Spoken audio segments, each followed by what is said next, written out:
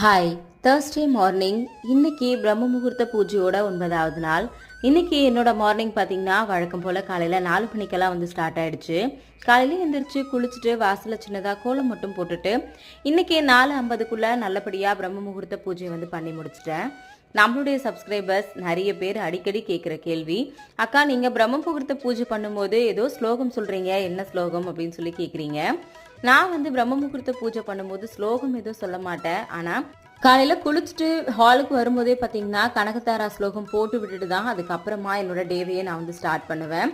கனகதாரா ஸ்லோகம் கேட்குறது ரொம்பவே நல்லது அப்படின்னு சொல்லுவாங்க. அதுவும் காலையில் கனகதாரா ஸ்லோகம் ஓடிட்டு இருக்கும்போது என்னோட வேலை செய்யும் போது எனக்கு அவ்வளோ பாசிட்டிவான ஒரு ஃபீல் கிடைக்கும். நான் கனகதாரா ஸ்லோகம் மட்டும்தான் கேட்டுட்டு என்னோட டேவையே நான் ஸ்டார்ட் பண்ணுவேன். நீங்கள் பூஜை பண்ணும்போது உங்களுக்கு தெரிஞ்ச ஏதாவது ஸ்லோகம் படிப்பீங்களா அப்படின்றத மறக்காமல் கமெண்ட்டில் சொல்லுங்கள்.